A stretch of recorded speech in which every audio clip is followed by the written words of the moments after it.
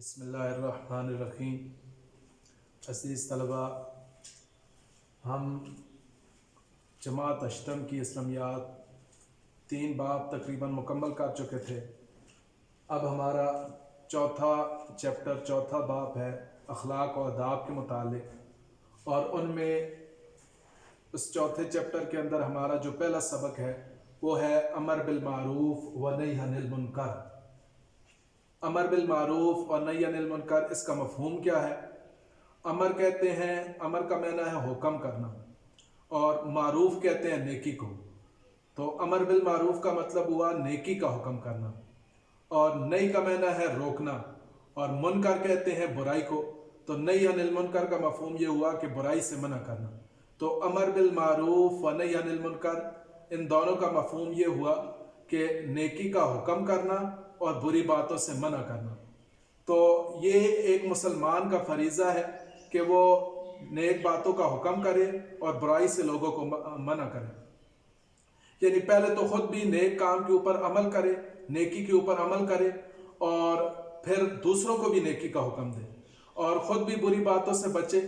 اور دوسروں کو بھی برائی سے منع کرے۔ تو یہ ایک مسلمان کا فریضہ ہے، اور اسی فریضے کے متعلق قرآن اور احادیث میں بہت تاکید آئی ہے، کیونکہ جب تک کسی قوم کے اندر یہ فریضہ سر انجام نہیں دیا جائے گا تو وہ قوم کبھی بھی درست سمت پر نہیں جا سکتی۔ تو کسی قوم کو درست سمت پر رہ جانے کے لیے یہ ضروری ہے کہ اس کے اندر امر بالمعروف اور نہی عن المنکر کی تبلیغ کی جائے۔ اب امر بالمعروف و نہی عن المنکر، اس کی فضیلت قرآن اور احادیث دونوں سے ثابت ہے۔ قرآن مجید کے اندر اس امت کو خیر امت کہا گیا ہے۔ قرآن میں اللہ تبارک و تعالیٰ کا ارشاد ہے، کنتم خیر امت اخرجت للناس تامرون بالمعروف و تنہون عن المنکر، کہ تم بہترین امت ہو، تم لوگوں کی نفع رسانی کے لیے نکالے گئے ہو، تم لوگوں کو نیکی کا حکم کرتے ہو اور برائی سے منع کرتے ہو۔ تو اب اس آیت مبارکہ کے اندر اس امت کو خیر امت اسی وجہ سے کہا گیا ہے کہ یہ امر بالمعروف یعنی نیکی کا حکم کرنا و نہی عن المنکر اور برائی سے منع کرنا یہ کام کرتی ہے۔ اور اسی طرح قرآن مجید کے اندر ایک دوسرے مقام پر اللہ تبارک و تعالیٰ کا ارشاد ہے، وَلْتَكُمْ مِنْكُمْ أُمَّةٌ يَدْعُونَ إِلَى الْخَيْرِ يَأْمُرُونَ بِالْمَعْرُوفِ وَيَنْهَوْنَ عَنِ الْمُنْكَرِ، کہ تم میں ایک ایسی امت، ایک ایسا گروہ ہونا چاہیے، ایک ایسی جماعت ہونی چاہیے جو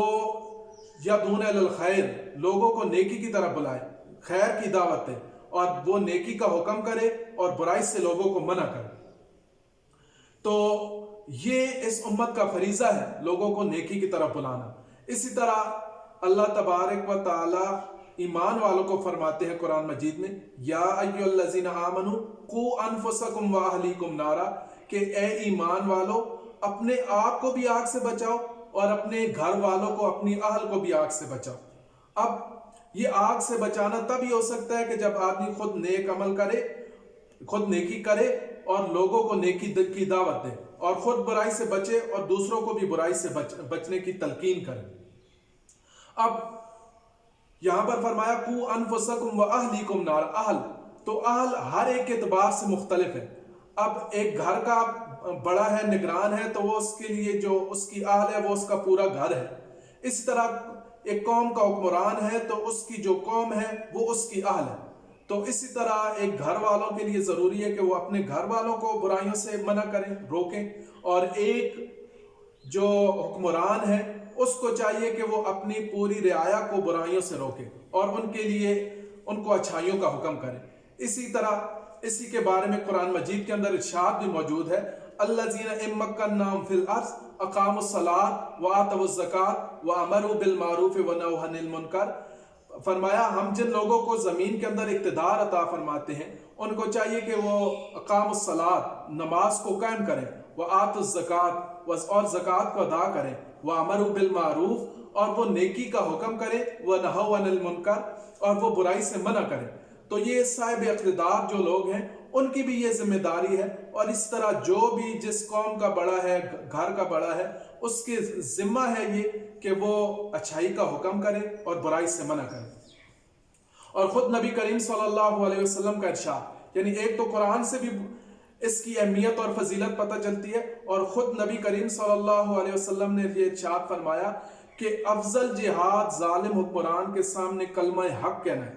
اور اس طرح نبی کریم صلی اللہ علیہ وسلم نے برائیوں سے منع کرنے کی مثال اس طرح بیان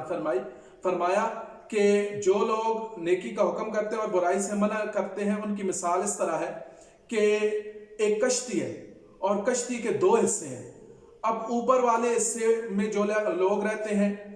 ان کو اگر پانی کی ضرورت پڑتی ہے تو وہ دریا سے لے لیتے ہیں، لیکن کشتی کے نیچے والے جو حصے والے ہیں وہ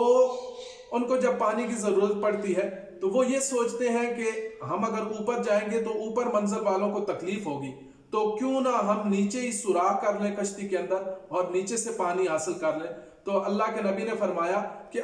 اگر اوپر والے ان نیچے والے کو منع نہیں کریں گے تو وہ دونوں اس پانی کے اندر غرق ہو جائیں گے۔ تو یہی مثال ہے نیکیوں برائیوں سے منع کرنے کی کہ اگر ہم دوسرے لوگوں کو برائیوں سے منع نہیں کریں گے تو ان کی برائیوں کا وبال ہمارے اوپر بھی پڑے گا۔